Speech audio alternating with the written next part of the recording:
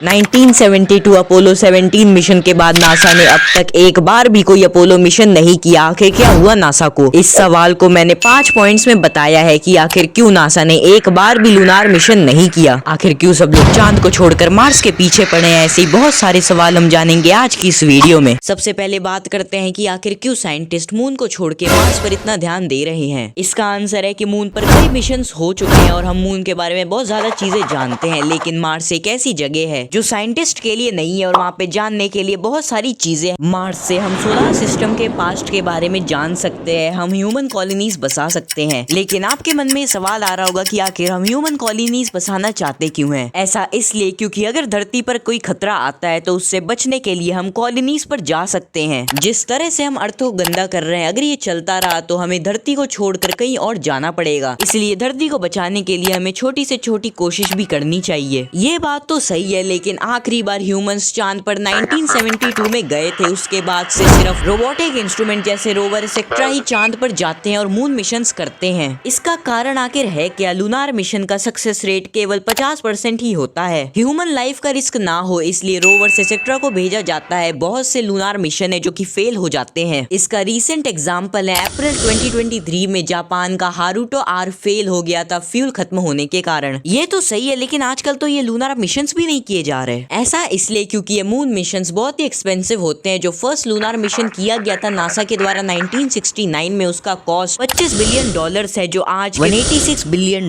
के बराबर है। का रीसेंट एग्जाम्पल है नासा के द्वारा किया गया आर्टेमिस प्रोग्राम, जिसके 3 पार्ट्स है और इसका ओवरऑल बजट $53 बिलियन का है। ये तो समझ गए, लेकिन यूएसए और सोवियत यूनियन के बीच जब कोल्ड वॉर चल रहा था तब उस टाइम पे स्पेस एक्सप्लोरेशन की फील्ड में बहुत ही डेवलपमेंट आया था। 1957 में सोवियत यूनियन ने स्पुतनिक 1 लॉन्च किया और 1969 ऑलमोस्ट 12 साल में यूएसए ने अपोलो 11 लॉन्च किया, जिसके साथ स्पेस रेस खत्म हो गई। पहले नासा को बहुत फंडिंग मिलती थी जब स्पेस रेस चल रही थी, लेकिन इसके खत्म होने के बाद लोगों ने मून मिशन से अपना इंटरेस्ट खो दिया। इसका जवाब हमें मिलता है कि जब अपोलो 11 लॉन्च हुआ था तो उसे देखने मिलियंस में भीड़ आई थी, लेकिन इसके आखिरी मिशन अपोलो 17 को देखने सिर्फ 3 लाख लोग आए थे, जो सच में बहुत कम है पिछले मिशन के कंपेयर में। मार्स मिशन लूनार मिशन से ज्यादा इंपॉर्टेंट क्यों है? मार्स साइंटिस्ट के लिए एक ऐसे टारगेट की तरह है जिसको अगर अचीव कर लिया और ह्यूमंस ने मार्स पर कदम रख लिए तो ये स्पेस रिसर्च में बहुत बड़ा अचीवमेंट होगा और हम स्पेस के बारे में बहुत सी चीजें जान सकेंगे। इसी कारण की वजह से साइंटिस्ट मार्स के पीछे हाथ धोकर पड़े हैं। इंडिया ने जब से चंद्रयान लॉन्च किया और चांद पे पानी ढूंढा है, तब से नासा अपने आर्टेमिस प्रोग्राम में लग गया है। इस प्रोग्राम के 3 पार्ट्स हैं, उसमें से पहला तो लॉन्च हो चुका है 2022 के एंड में, जिसमें इंसान तो नहीं थे, ये एक अनक्रूड मून ऑर्बिटिंग मिशन था। आर्टेमिस 2 जो कि लॉन्च होगा 2025 में, ह्यूमन इसके अंदर होंगे और ये मून को ऑर्बिट करेगा। और आर्टेमिस 3 जो कि लॉन्च होगा 2026 में, जिसमें ह्यूमंस अपोलो 17 के बाद वापस मून पर लैंड करेंगे। तुम लोग इस वीडियो को भी देख सकते हो जिसमें मैंने बताया है कि अगर इंडिया अभी भी ब्रिटिश के अंडर होता तो क्या होता। जाओ देखो उसको। तब तक के लिए थैंक यू।